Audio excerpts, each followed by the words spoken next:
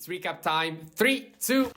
Hey, quick interruption, Future Chip here. If you're coming from the previous video and you already know the drill, you can skip directly to the recap. Otherwise, if this is your first time, I'll let you with the intro and enjoy the episode. 1. Hello everybody and welcome to the Shower Podcast, the podcast where I'm in my shower and you do you. I'm your host Chip and this is not my usual intro. This is a bit of a special episode. Unfortunately, I will be away for a few days and I found out this interesting way of filling the gaps with recaps from previous episodes. If this is your first time here, use it as an opportunity to find topics that you might be interested in and go back to listen to the original ones. If you are a usual listener of the Shower Podcast, well, again, this might be a rehearsal of topics that you might be interested in. Otherwise, I understand if you want to wait for me to be back. But in the meanwhile, the podcast needs to continue and we need to reach day 365. Having said that, I will not keep you longer. Thank you very much for listening. As always, a like and a subscribe, they are always welcome. And now, recap time. Welcome back to the deep dive. So we got a request from you, the listeners, to maybe condense some of Chip's recent stuff from his Shower podcast. Yeah, and the ones you picked out, episodes 295, 297, and 298, they actually link up really well. They really do. It's almost like a hidden guide, isn't it, for dealing with feeling tired and stuck. Exactly. So our mission today is basically to pull out the core ideas from those three. Why we feel drained, how our own choices make us unhappy, and crucially, how to actually do something about it. Right. Bypassing that unreliable motivation thing. Precisely. It's a practical toolkit, really. Okay, great. And if anything we talk about today really clicks with you, definitely go listen to the full episodes on the Shower podcast. There's way more detail there. Absolutely. Worth the listen. But for now, let's dive in. First up, episode 295. Why are we so tired? The problem of fillers. Yes, the fillers. Chip kicks this off with a really strong analogy. The dinner table one. That's the one. Imagine you're starving, you sit down, and your plate is piled high with, well, cardboard and plastic wrap. Ugh, yeah. It looks full, right? It takes up space. But there's zero nourishment. That's what Chip says. Filler time does scrolling, clicking, browsing endlessly. It fills time but gives nothing back. It feels like it should be restful, though. Just sitting there, scrolling. But it isn't. Why does it drain us instead? Is it just weak willpower? Well, Chip argues, and the science backs this up, it's less about willpower and more about the design of the tech itself. Okay. Think about the dopamine hit. Research, like from the University of Hamburg, shows that unpredictable rewards on social media, a notification, a new video, they trigger the same brain pathways as, like, gambling. Wow. Okay, so it's chemically hooking you. Pretty much. It rewards you for staying put and consuming more of that cardboard. And it's not just the content, right? It's the constant switching, flipping between apps, tabs, thinking that counts as a break. Exactly. That's the illusion of control. But Stanford research on attention fatigue shows those little micro decisions, open this, close that, scroll here, they don't rest your brain. They actually keep the prefrontal cortex firing on all cylinders. So it exhausts it faster than just focusing on one thing. Way faster. That's why a so-called lazy day, just doom scrolling, can leave you feeling more wiped out than a day of actual focused work or activity. It makes no sense intuitively, but it does neurologically. Which leads to that feeling at 10 p.m. where you think, where did the entire day go? Yes. Temporal compression, that's the term Chip uses. When your brain experiences time passively, just observing, it doesn't register it fully. The hours just kind of collapse psychologically. So you feel like you did nothing, even though you were busy consuming all day. Busy eating plastic wrap. Your brain knows it got zero real sustenance. Okay, so if the problem is this boundaryless filler time, Chip's fix is boundaries, putting edges on things. That's the core idea. It's not about banning everything, but making sure activities have a clear start, middle, and crucially an end. Closure. Like deciding, I'll scroll for 15 minutes and then stopping. Precisely. There's even research from the University of Chicago on this. They looked at bounded leisure hobbies with set times or goals versus open-ended leisure, like endless social media browsing. And the bounded stuff was better. Significantly. People in bounded leisure reported being 30% more satisfied. Having that endpoint makes a huge difference psychologically. And there's that paradox too, right? The things that take effort up front. Like exercise or learning something new or reading a challenging book. They actually give you energy back when you're done. Yep. Unlike the fillers that just drain you. It's counterintuitive, but true. So the big takeaway from 295 really is awareness. Just catching yourself mid-scroll and asking, like Chip says, wait, what am I actually doing right now? What am I getting from this? Okay, that makes sense. Recognize the filler, give it edges. But then, what do we choose to do with that time we've hopefully clawed back? That brings us to episode 297, Making Better Choices. Right. Because avoiding the bad stuff isn't enough. We need to choose the good stuff in a way that doesn't drive us crazy. This is where Chip talks about Maximisers versus Satisfiers. Ah, yeah. I recognize myself in one of these. Probably not the good one. Huh. Most of us do.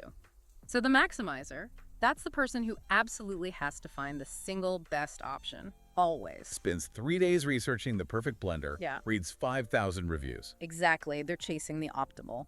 Then there's the Satisfier. They're more chill. They basically set a standard. I need a blender under $50 that makes smoothies and is available now. The first one they find that ticks all those boxes. They just buy it and stop looking. Yep. Done. They're satisfied because it meets their requirements. Yeah. Good enough is genuinely good enough. Okay, I see the appeal. But what's so bad about being a maximizer apart from wasting time on research? It's the aftermath, the post-purchase pain. Chip talks about this a lot. Even if the maximizer finds what seems like the perfect thing, They keep looking. almost inevitably, yeah. Or they stumble across one more review, one slightly better deal, one alternative product with one tiny extra feature, and suddenly their perfect choice feels lacking. So they feel regret even if their choice was actually great. Precisely. It's the knowledge of what might have been the options they didn't pick that sours the experience. Chip had that story about ordering dinner, right? Trying to maximize the meal. Yeah. He ordered the complex special dish, aiming for the best possible experience.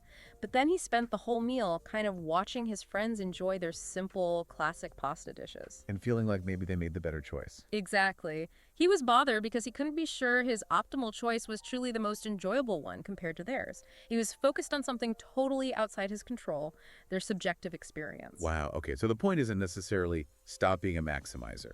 Not entirely. Chip suggests it's more about understanding your tendency and managing expectations. If you are a maximizer, you need to accept that a little bit of post-choice angst might just be part of the deal for you.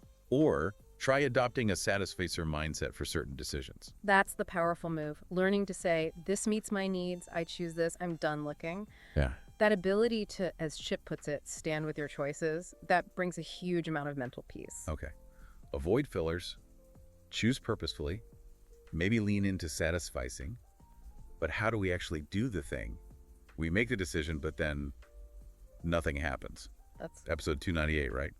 The motivation trap. This is the final piece, and maybe the most actionable. Chip highlights that relying on feeling motivated is, well, a recipe for failure. Motivation is fickle. Comes and goes, usually goes when you need it most. Exactly. So what separates people who want to do something from people who actually do it?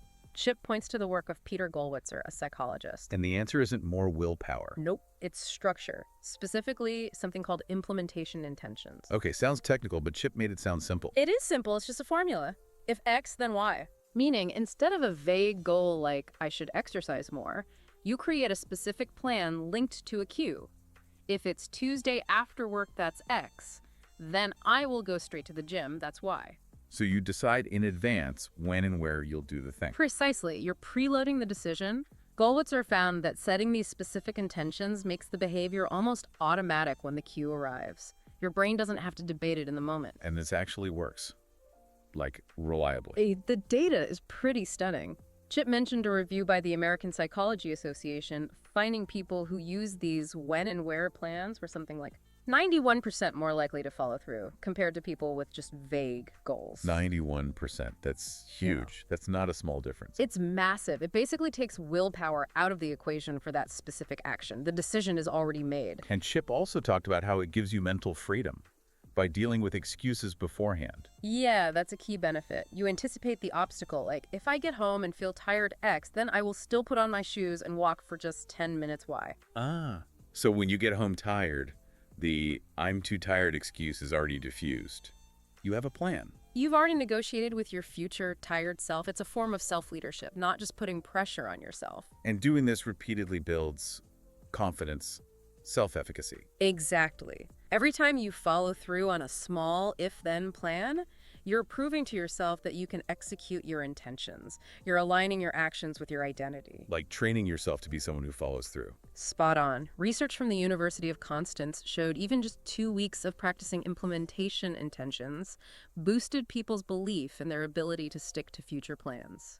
It shifts things from, I wish I would, to this is what I do. Okay, wow. So putting it all together, Yeah. we start by ditching the empty filler activities, or at least giving them hard boundaries. Right, reclaim that energy and focus. Then, when making choices about what to do at that time, we try to be more of a satisficer, aiming for good enough to avoid decision paralysis and regret. Finding satisfaction in the choice itself. And finally, to make sure we actually do the things we choose, we stop waiting for motivation and instead create specific if X, then Y plans. Implementation intentions. That's the engine that drives the action. It really does tie together nicely, from recognizing the drain to choosing better to actually acting. It's a powerful sequence Chip laid out across those episodes. So maybe a final thought for everyone listening, drawing from all three. Yeah. Think about just one unbounded filler activity in your own life. That thing you do passively, maybe scrolling or browsing. What if you applied an if X then Y intention to turn just a piece of that into a specific bounded action? Like, if I pick up my phone to scroll Instagram after dinner, then I will only do it for 10 minutes and then open my book instead. Exactly. Or if I finish this work task, then I will take a 5-minute break to walk outside. Just one small structured change using that formula. That's where the momentum can really start building. That's a great challenge. Yeah. A practical first step. This has been a really useful synthesis. Thanks for pulling it all together. My pleasure. Chip gave us some great material to work with. You really did. Okay, well, thank you very much for joining us for this deep dive into fighting fatigue and finding focus. Thank you very much for listening, and we'll see you tomorrow.